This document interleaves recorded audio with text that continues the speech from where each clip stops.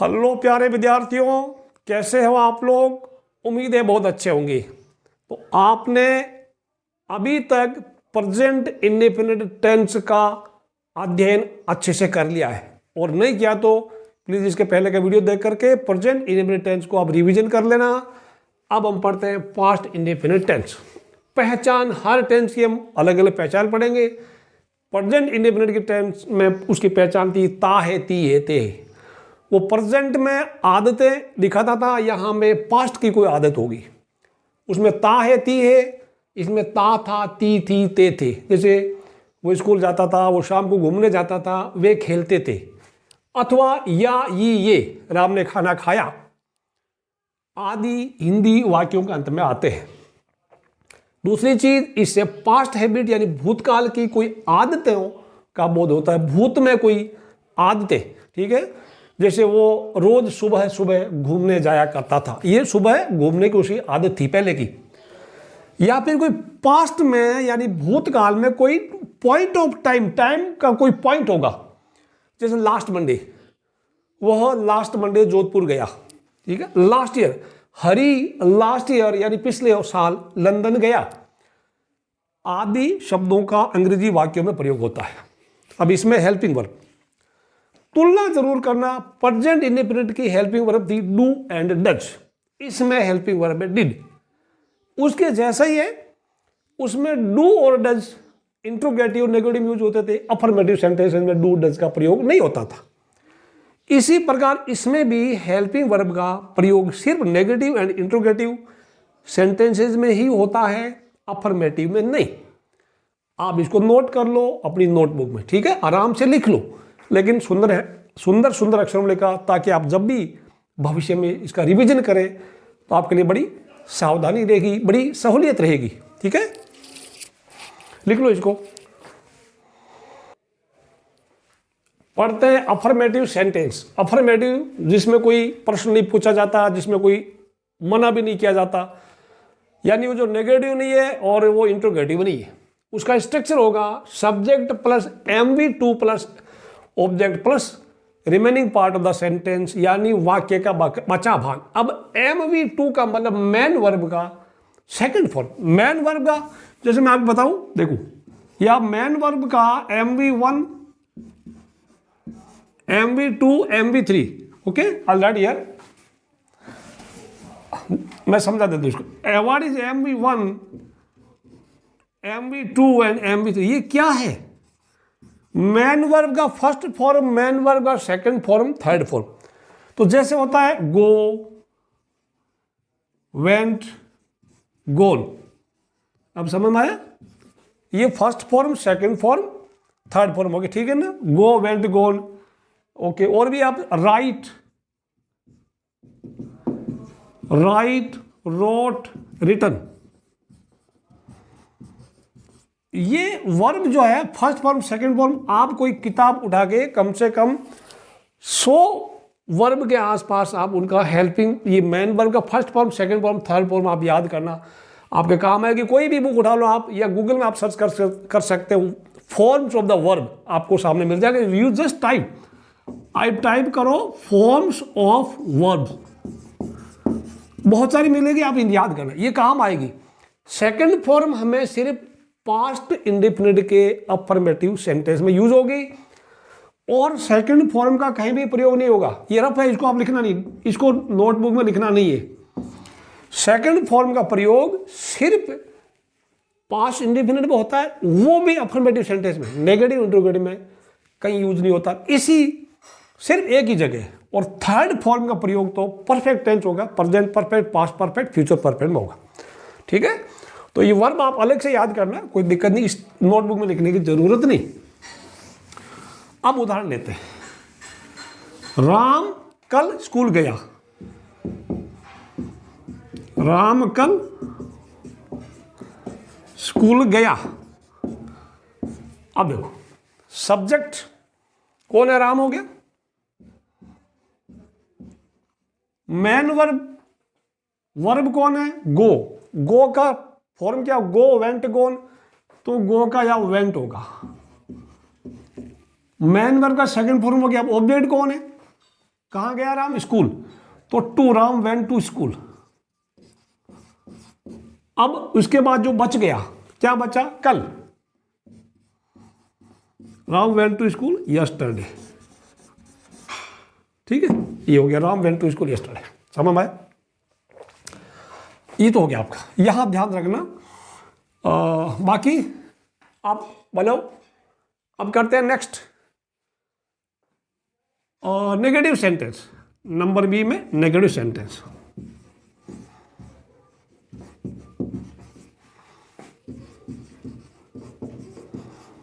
Sentences लिखते रहना है। क्या करना है इसमें? सब्जेक्ट के बाद डिड नोट का प्रयोग यूज करो। सब्जेक्ट के बाद डिड नोट का प्रयोग करो। रूल, सब्जेक्ट के बाद डिड नोट लगाओ। डिड नोट लगाओ। जब डिड नोट लगा दिया उसके, ये रूल नंबर 1 हो गया। नंबर 2, मैन वर्ब एमवी 1 का प्रयोग करो।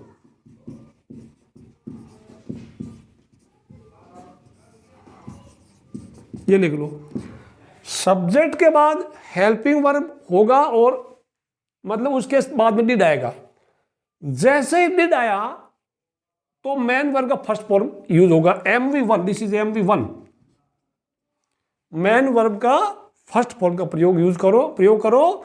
यानी जब डिड का प्रयोग होगा तो मैन वर्ब की सेकंड फॉर्म नहीं आएगी, क्योंकि डिड खुद एक सेकंड फॉर्म है। डू, डिड, डन, ये 3 सेकंड फॉर्म और डिड एक साथ नहीं आएंगे। ओके, बना सकते हैं। राम कल स्कूल नहीं गया, बनाओ।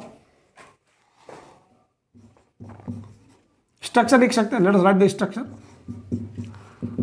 क्या होगा? Subject plus did not plus same, फिर MV1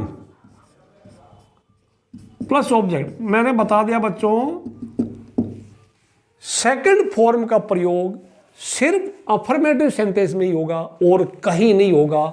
किसी भी टेंस में, 12 टेंस है, 12 टेंस में कहीं पे भी नहीं होगा। सिर्फ प्रेजेंट इंडेफिनिट, पास्ट इंडेफिनिट होगा और उसके भी अफर्मेटिव सेंटेंस में। ठीक है, अब आप बना सकते हैं, राम कल स्कूल नहीं गया। राम कल स्कूल नहीं गया। देखो आपको पता लग जाएगा, राम कल स्कूल नहीं गया। क्या बनेगा इसका हिंदी में? राम सब्जेक्ट है, did not, Ram did not go to school yesterday. अब ये विजिबल है, कर तो नहीं रहा। सब्जेक्ट के बाद डिड नॉट और अब इसके बाद वेंट नहीं लगेगा, गो लगेगा। राम वेंट टू स्कूल, इसकी जगह डिड नॉट, फिर वेंट का गो कर दो आप। इसको लिखो, आप लिख लो, नोट कर लो, Ram did not go to school yesterday. एक और चीज, कोई आप चाहते हैं तो डिड ये भी लिख सकते हैं आप। डिड के साथ जब नोट लगाता है, नोट जुड़ता तो इसको DIDN डिंट, इसको डिंट भी पढ़ते हैं। Ram didn't go to school, या डिड नोट की जगह डिंट, ये भी लिख सकते हैं। लिखो, इसको नोट करो आराम से, लिख लो आराम से। अच्छी हैंडराइटिंग में लिखना, आपकी हैंडराइटिंग सुंदर होनी चाहिए। अगला आ गया इंटरोगेटिव सेंटेंस।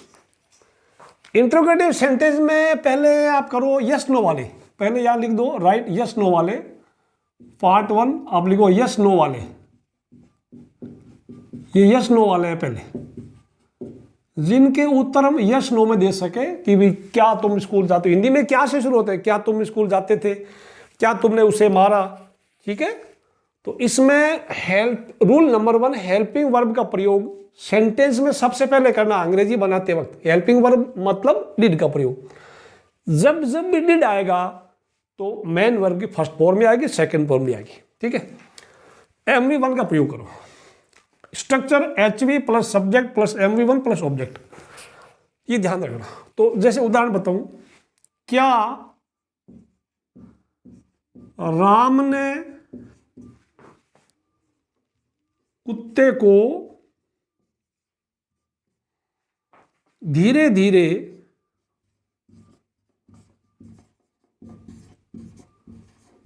मारा। ये लो, ये थोड़ा लाइन खींच देना ऊपर। अब यहां में कई लंबा, थोड़ा सेंटेंस मैंने लंबा बना दिया। हेल्पिंग वर्ब पहले लिखना है, इसकी डिड होती है, डिड। सेंटेंस में सबसे पहले तो डी कैपिटल होगा। Subject did Ram.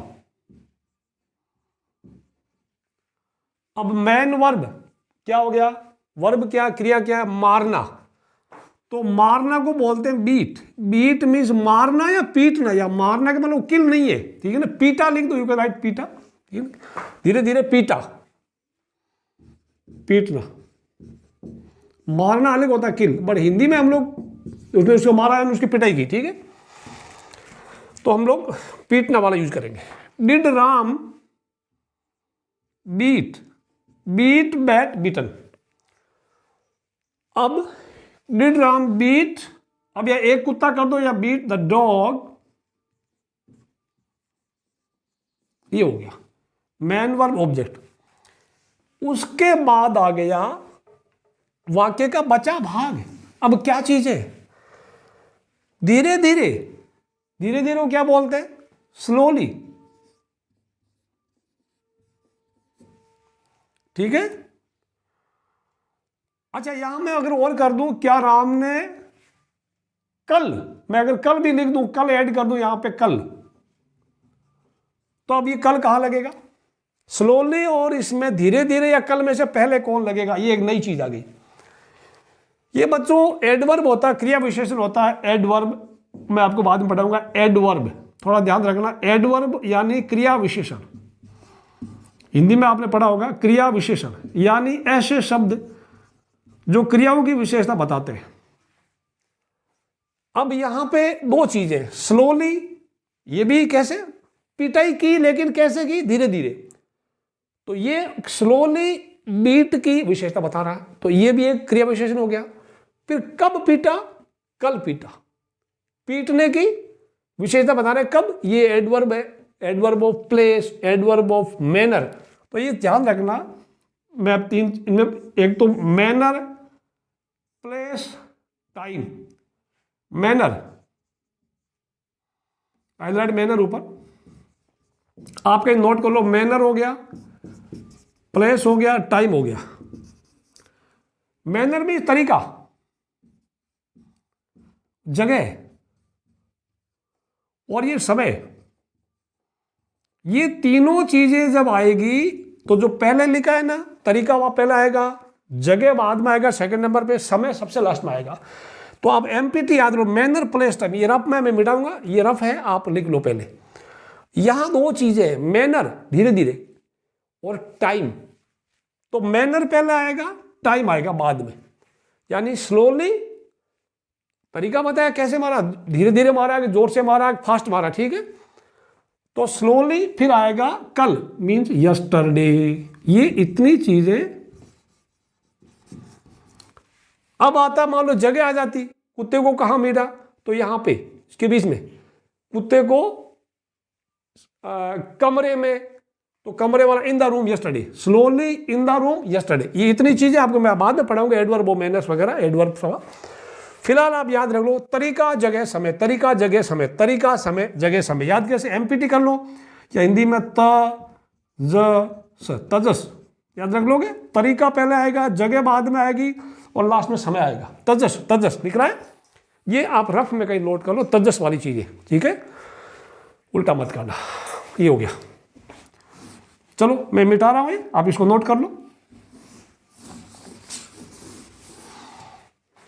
और कोई दूसरा आप कर सकते हैं, और बनाओ। क्या तुमने कल क्रिकेट खेला? या रविवार को कर दूं, रविवार को क्रिकेट खेला, ये बनाओ, बनाओ बनाओ इसी का, यस नो वाला, ये इसका हो गया, इसका बनाओ। 1 मिनट का टाइम दे तो बनाओ, फिर आप वीडियो को प्ले करके मैच करो। डिड सब्जेक्ट कौन, खेला किसने, तुमने, डिड यू। फिर मैन वर्ब, खेला, डिड यू प्ले लिखूं, प्लेड लिखूं, डिड आ गया है तो प्ले होगा, प्ले क्रिकेट हो गया, ऑब्जेक्ट हो गया। अब क्या बचा, रविवार को ये जो दिन होते हैं ना सप्ताह के, उनका नाम कैपिटल होता है पहला नाम, और उनके पहले प्रीपोजिशन लगता ऑन संडे, ये प्रश्नवाचक चिन्ह लगाना पीछे, ठीक है, इसको लिख लो, आप नोट कर लो। अगला आ जाओ, इंटरोगेटिव सेंटेंस है पार्ट नंबर 2, WH वर्ड्स वाले, जिनके उत्तर यस नो में नहीं दिए जा सकते। उनका स्ट्रक्चर होगा WH words, helping verb, subject, MV1, object. यानी जो आपने यस नो वाला किया था ना पार्ट 1 इसका, ये अब तक सेम था, उसके पहले WH वर्ड लगा दिया। WH वर्ड मतलब प्रश्न पूछने वाले शब्द, अंग्रेजी में ये मैंने लिस्ट बना रखी है, WH से शुरू होते हैं। व्हेन मीन्स कब, वाई मीन्स क्यों, ये आप लिख लेना, इसको जिनको याद नहीं प्लीज इसको लिख लो, ये काम आएंगे बार बार।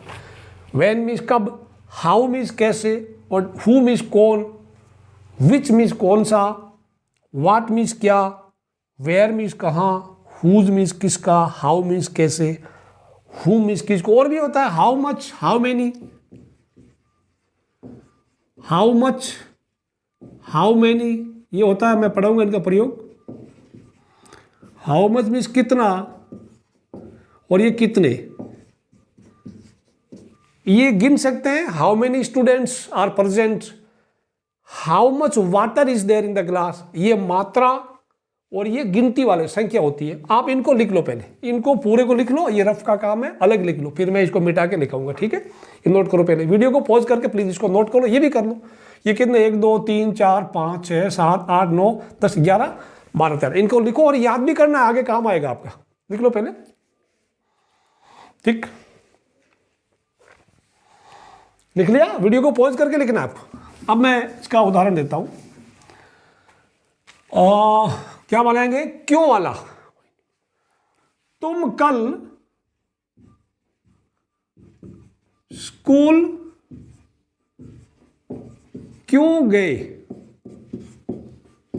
बस।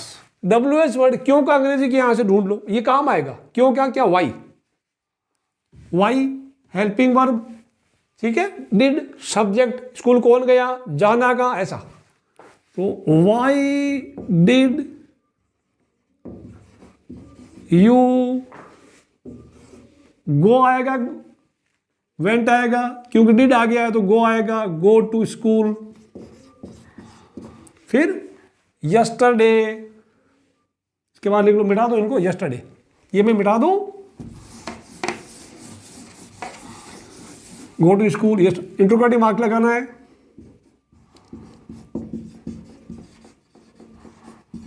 ठीक, ये हो गया। और कुछ बना सकते हो, तुमने चाय कब पी, तुमने चाय कब पी। अब कब का अंग्रेजी क्या, व्हेन। ये बच्चों ध्यान रखना, WH वर्ड के बाद में हेल्पिंग वर्ब चिपकी रहती है। व्हेन डिड, सब्जेक्ट कौन है, चाय किसने पी, तुमने। व्हेन डिड यू, अब पीना को ड्रिंक बोलते हैं, लेकिन ड्रिंक नहीं कहना, ड्रिंक वर्ड पानी के लिए यूज होगा या फिर दारू के लिए यूज होता है, बाकी चाय के लिए, खाने के लिए। Tea, when did you take tea, take tea का मतलब चाय पीना, ठीक है। When did you take tea, ये हो गया WH word, helping verb, subject, MV1, object, ठीक है। लिख लो इसको, दो एग्जाम्पल बहुत है।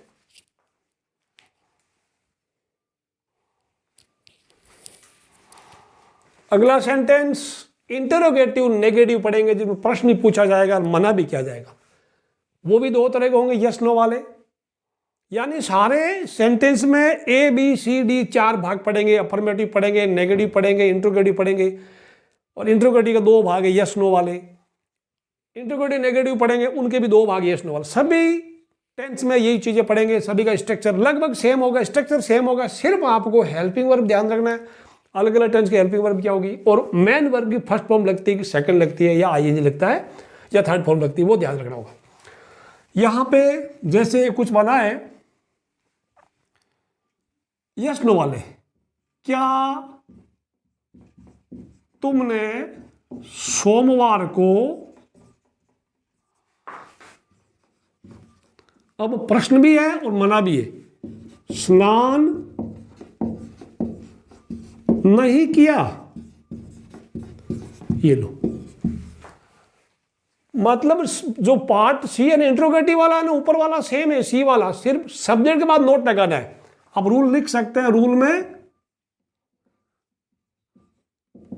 तो ऊपर वाला सी लिखा उसका भाग है ना, C1 में सब्जेक्ट के बाद नोट लगा दो, बस ये रूल बन गया। ऊपर वाला सेम ही है, नोट लगा दो।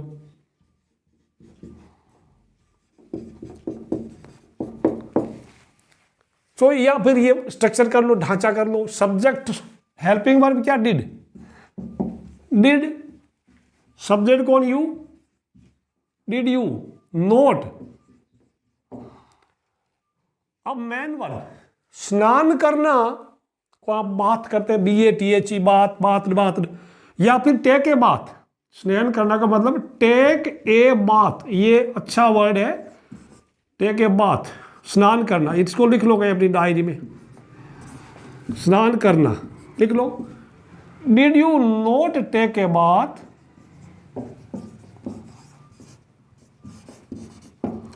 अब हो गया, ऑब्जेक्ट इसमें है नहीं, ये अच्छा ये हो गया ऑब्जेक्ट वाला, ऑब्जेक्ट हो गया, बात हो गया। फिर वाक्य का बचा भाग क्या है, सोमवार को ये स्नान किया, कब किया, सोमवार को, कब नहीं किया, सोमवार को, तो एडवर्ब की, ये एडवर्ब ऑफ टाइम है। संडे के लिए क्या आएगा, Monday, on Monday, on Monday, ठीक है, ये बना दो। Did you not take a bath on Monday, ठीक है ना।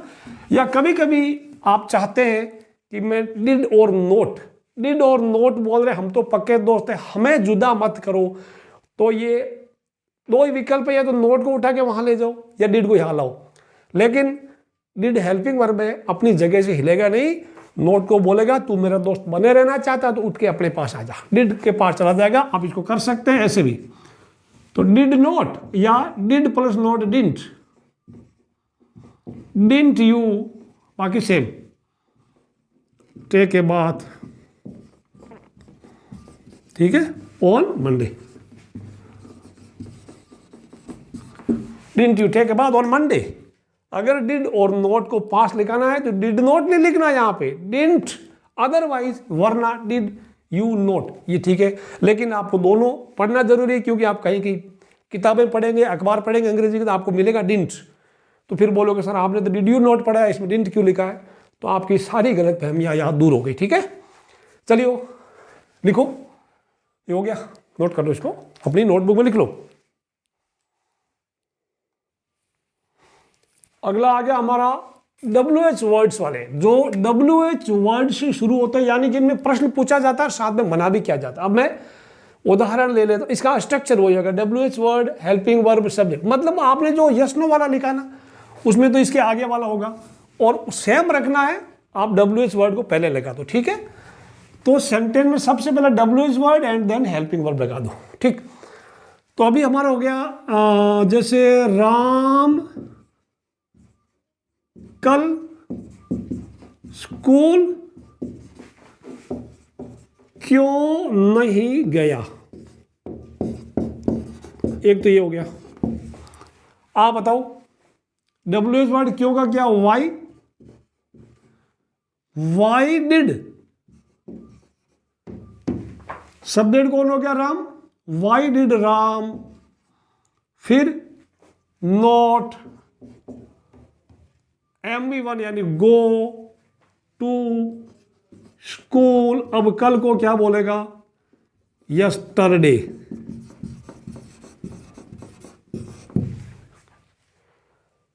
हो गया। एक मैं दूसरा देता हूं,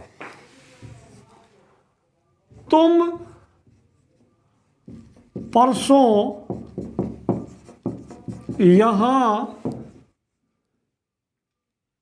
क्यों नहीं आए या कैसे नहीं आए, कैसे नहीं आए।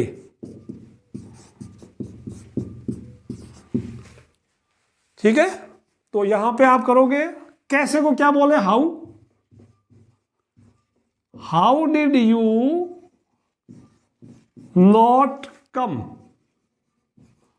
आने को। और यहां को क्या बोलते, हियर। या एक और चीज, अगर आप डिड और नोट को साथ में रखना चाहते हैं तो वाई डिंट, ये नोट यहां जाता है, why didn't Ram go to school yesterday, how didn't you come here, परसों। ठीक है ना, तो M P T place time, देखो एम पी टी बच्चों, place time, come here. Okay, फिर ये हो जाएगा परसों को क्या बोलते हैं, द डे बिफोर यस्टरडे। ये हो गया प्लेस और ये टाइम हो गया। ओके, एम पी टी है ना, एम पी टी, मैनर तो यह है नहीं, प्लेस मीन्स हियर, कहा यहां, और टाइम हो गया परसों। परसों को बोलते हैं द डे बिफोर यस्टरडे। ये आप अपनी नोटबुक में लिख लो बच्चों। अब मैं आपको होमवर्क देता हूं, आप, मैं हिंदी के वाक्य दूंगा, आप उनको अंग्रेजी में अनुवाद करना, और उनके अनुवाद आप कमेंट बॉक्स में लिखना प्यारे बच्चों। उसके बाद आप वीडियो को लाइक करना, शेयर करना, सब्सक्राइब करना। सी यू इन नेक्स्ट वीडियो, अगले वीडियो में जल्दी आपसे मुलाकात होगी, तब तक बाय बाय।